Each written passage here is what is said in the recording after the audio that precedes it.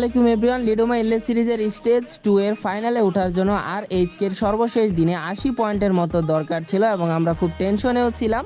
And প্রথম দুইটা match আরএইচকে ভালোভাবেই শেষ করে, কিন্তু তৃতীয় ম্যাচে যখন তারা #12 এ ওয়াইপ আউট হয়ে যায় তখন সবার চিন্তাধারা আবার একদম নেগেটিভ হয়ে যায় যে আরএইচকে হয়তো আর কোয়ালিফাই করতে পারবে না। কিন্তু সবার চিন্তাধারার 12টা বাজিয়ে আরএইচকে তাদের 4 নাম্বার ম্যাচে 43 পয়েন্টের একটা হিউজ ম্যাচ বের করে। এই ভিডিওতে আমরা সেই ম্যাচটি দেখতে চলেছি কিভাবে আরএইচকে এক ম্যাচেই 31 কিলের একটা হিউজ বুইয়া বের করে এক ম্যাচেই তাদের কোয়ালিফিকেশন কনফার্ম করে ফেলে। তো আজকের ভিডিওতে কোনো নির্দিষ্ট লাইক এম নেই, আজকের ভিডিওতে লাইক এম হলো আনলিমিটেড। দেখা যাক তোমরা কত লাইক পূরণ করতে পারো। তো চলো বেশি দেরি না করে আজকের ভিডিওটি শুরু করা যাক। তো এই ম্যাচের শুরুতে আমরা আরএইচকে কে কোনো ধরনের ড্রপ ফাইটে এঙ্গেজ হইতে দেখি নাই। তারা স্বাভাবিকভাবে ল্যান্ডিং করছে এন্ড লুট টুট শেষে দেন তারা ফাইটে চলে গেছে। তো ফাইটে যাওয়ার সময় আমরা দেখতে পাই শুধুমাত্র যে এক স্কোয়াডের সাথে ফাইট লাগছে এরকম না, একই জায়গাতে ছিল আরএইচকে, হটশট এন্ড গডলাইক, মানে একই জায়গাতে তিনটা স্কোয়াড ছিল। তবে গডলাইকের অলরেডি খারাপ অবস্থা হয়ে যায়, তাদের আর দুইটা প্লেয়ার বেঁচে ছিল, একটা নক ছিল, ইকো শেষ হয়ে যায় এন্ড লাস্ট প্লেয়ারটাও শেষ হয়ে যায় এন্ড ফুল গডলাইক ওয়াইপ আউট। এইখান থেকে আরএইচকে কিন্তু তিনটা কিল তুলে নেয় এন্ড হটশটের সাথে তখন ফাইট হইতেছিল, হটশটের ফুল স্কোয়াড তখন স্টিল অ্যালাইভ। তো ফ্লিকার এদিকে অ্যাকশনরে কিন্তু নক করে দেন, সাথে সাথে স্কাইলার ইউজ করে হাসুর উপর রাজ দিয়ে দেন, হাসও নক হয়ে যায়। ওই দিক দিয়ে আনাস ছিল, আনাসের উপর ব্লেড রাজ দেয় এন্ড ফ্লিকার দুই থেকে কভার দিতেছিল, অর্থাৎ তিনটা প্লেয়ার হটশটের শেষ এন্ড ম্যাচের শুরুতেই আরএইচকে 6টা এলিমিনেশন দিয়ে তাদের ম্যাচটা শুরু করে। এখন তোমরা একটু পয়েন্টস টেবিলের উপরে খেয়াল রাখবা কে কারে নক করতেছে। তো আরএইচকে কিন্তু দাদা গ্যাং এর সাথে ফাইট এঙ্গেজ হয়ে যায়, দিবু বটে নক করে ব্লেড সাথে সাথে ক্লিয়ার দিয়ে দেয়, কুটুস নক করে দেয় লেজেন্ডরে এন্ড লেজেন্ডরে উডপিকার দিয়ে নক করে সাথে সাথে ক্লিয়ার। এন্ড 3 নাম্বার ম্যাচটা খারাপ যাওয়ার পিছনে এই দাদা গ্যাং এর কিন্তু অনেকটাই হাত ছিল। তো দাদা গ্যাং এর একটা বাজে শুরু কিন্তু কইরা দেয় আরএইচকে। তো আরএইচকে এর প্লেয়াররা এই ম্যাচে অনেক পরিমাণে কিল করতেছিল, বাট দুঃখের ব্যাপার কি বলবো, আরএইচকে এর খেলা কিন্তু একদমই দেখাইতেছিল না। এন্ড শেষ পর্যন্ত যখন টিম ইলিট অনেকবার মার খাওয়ার পর আরএইচকে এর কাছে আবারও মার খাওয়া শুরু করে দেন, তাদের চিন্তা ভাবনা হয় যে ক্যামেরাটা এবার এদিকে ঘোরানো উচিত। তো হঠাৎ করে যখন দেখে কাস্টাররাও তখন অবাক হয়ে গেছিল, কিরে ভাই আরএইচকে 17টা এলিমিনেশন কেমনে কি। আর আগের ম্যাচে এমনিতেই #12তে ওয়াইপ আউট হয়েছে, ওইটার পর এরকম একটা পাল্টা জবাব যে আসবে এটা কেউই তখন মানে আমরা নিজেরাও কল্পনা করতে পারি না যে এরকম কিছু হবে।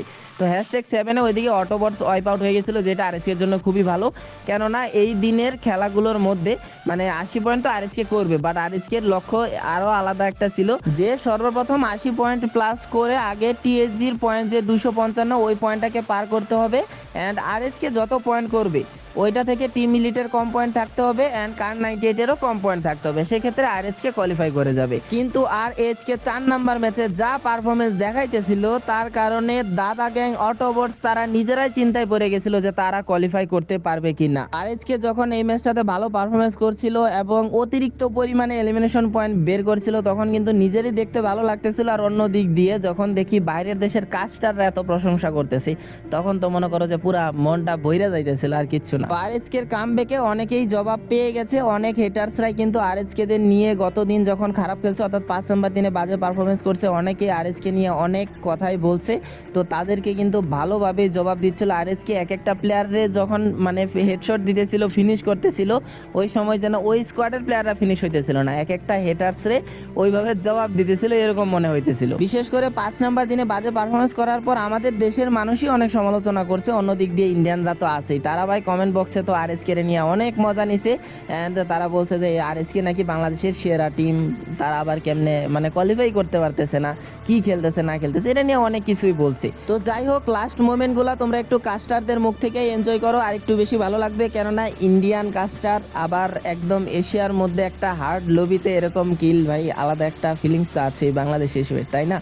তো इंडियन कास्टरদের থেকে আমরা একটু শুনি আর একটু বেশি ভালো লাগবে, ঠিক না? पर अभी रेड हॉक्स का पूरा फोकस है टीम तेज के ऊपर। टीम तेज एक प्लेयर के लॉस में इस समय मैन एडवांटेज नहीं है, रेड हॉक्स के पास मौका है, दस्तूर है, 30 एलिमिनेशन कर दे इसे, इनको कोई नहीं रोक सकता है अंटिल अनलेस कोई बड़ा ब्लेंडर नहीं होता है। स्नाइपर के पॉइंट पर रखा गया है, फ्लिकर अपनी स्नाइपिंग नहीं रोकने वाले, इस समय धड़ाधड़ वो शॉट्स कनेक्ट करेंगे ग्लू वॉल्स के ऊपर।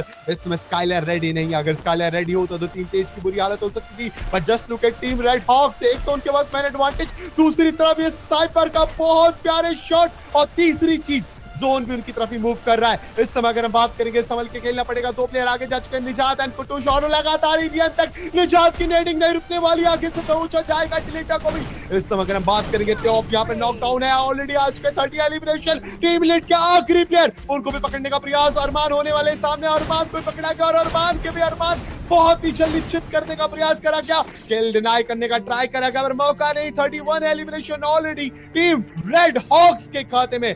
लगा दीजिए बांग्लादेशी फैंस, रेड हॉक्स बोले तो बिलीव इन डोमिनेंस। তো স্বাভাবিকভাবে কোয়ালিফাই করার জন্য আরএইচকে এর 80 পয়েন্ট দরকার ছিল, কিন্তু আরএইচকে এক ম্যাচ থেকেই 43 পয়েন্ট বের করে দেয় অ্যান্ড #12 যে এক ম্যাচে ওয়াইপ আউট হয়েছে, ওই ম্যাচের কভারটাও কিন্তু চতুর্থ ম্যাচ দিয়ে তারা কইরা ফেলে অ্যান্ড 6 নাম্বার দিনে আরএইচকে সর্বমোট 100 পয়েন্ট পেয়েছিল।